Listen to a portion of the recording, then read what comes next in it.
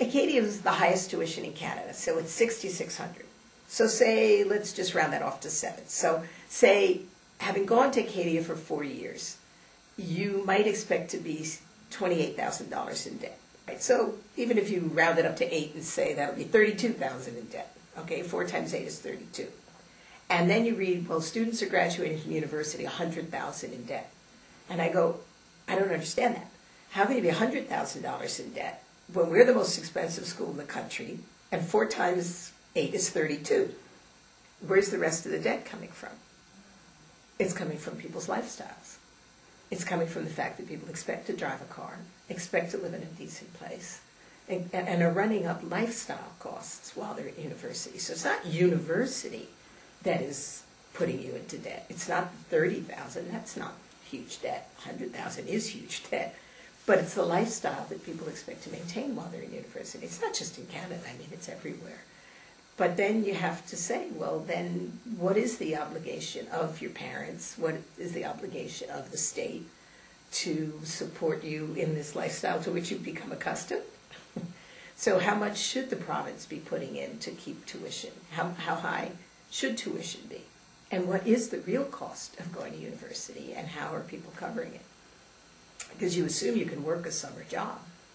So you should be able to make money during the summer job to save up. So something's not adding up there for me. How do the states manage? I mean, tuition costs in the states are astronomical in comparison to where we are at. So are they experiencing the same type of issues, or do they have different problems? Parents, I think, there are more used to the idea that they've got to pay. So, I mean, my husband and I went into debt to pay for our kids' education, our daughter's educations. Our son, as I say, insisted on doing it himself. But we were $100,000 in debt when our daughter's... $100,000. Right. And we've paid it off now. I mean, But that's tuition costs. Like, that's not just all lifestyle. That's more tuition. That was mostly tuition. Yeah. And our kids lived in residence or had apartments that were not expensive and did not have cars and, you know, lived a modest lifestyle. So that's probably a low amount in comparison to... But they went to very expensive schools. One went to NYU and one went to Columbia.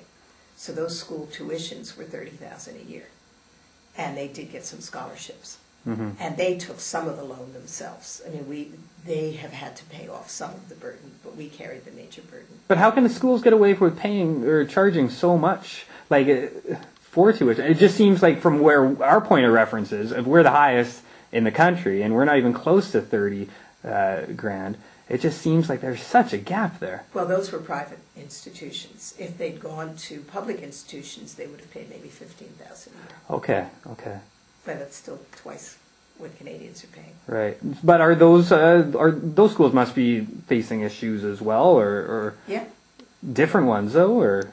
Well, how do the private institutions again have to keep the students coming?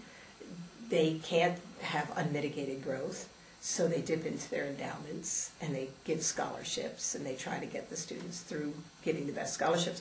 Harvard has been giving need-based scholarships, and so to try to keep it affordable for poorer kids. But there's been so much pushback that now they're going to be giving scholarships to rich kids, which I think is terrible, is really sad. Because even Harvard, that has billions, that still means they only have a certain amount they're going to be willing to put into scholarships. So that means that poor kids will not be able to come to Harvard because some rich kid whose parents could afford it is going to be getting a scholarship to brag about, which is more like the Canadian system, where everybody wants a scholarship for their kid, whether the parent can pay the money or not. Even the richest parents want their kids to get scholarships. It more or less goes to the strongest applicant and not necessarily needs-based. Canada's never gotten to need-based, and Harvard is now backing off from it. And what Harvard does, all the Ivies do. So the privates will all be having to do that also. Harvard, I think, is going to put some more money in the system, but other schools that can't put more money in the system are really going to feel the pressure. So no, all of higher education is under tremendous financial stresses and strains, because the only way is to keep growing. But if you keep growing, then you can't deliver. I mean, if you can keep attracting more and more and more and more and more, like NYU is doing that. NYU right now is very hot, and they're just attracting more students every year and taking more students every year. And so, for every 50 students, they need to hire one faculty member. Well, that's a pretty good. 50 students paying $30,000 apiece can pay for that one. Can pay for that one faculty member's salary, right?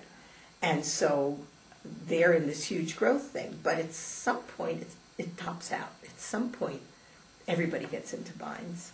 It sort of, to me at least, I understand a little bit more so now your trips and your pushes to China and the Asian markets, because growth is needed and it has to come from somewhere. Well, and because we do charge twice the tuition for the international students, because the province is not going to be the province's donation, such as it is supposed to be subsidizing the Nova Scotia students, not subsidizing others. As it is, it subsidizes Canadian students from across the country.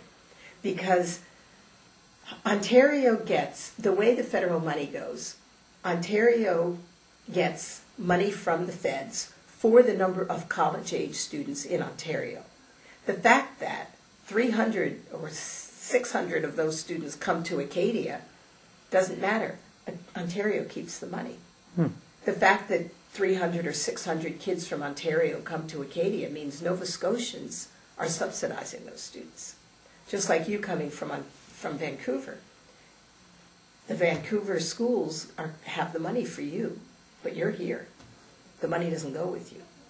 So one of the things that students argue for, many of the student activists argue for, is that the money should be attached to the student. But of course those provinces don't want that. Yeah. Only the Atlantic provinces, Nova Scotia in particular, import students, and Memorial now. We import students. The rest of the country exports students but keeps the money. And in any case, the fact that we only get about 25% of our budget from Nova Scotia, and we have 50% of our students from Nova Scotia, means that half the Nova Scotia students are not being subsidized the way they should be. Well, Gail, thanks again. This has been an education. Peace. Yeah.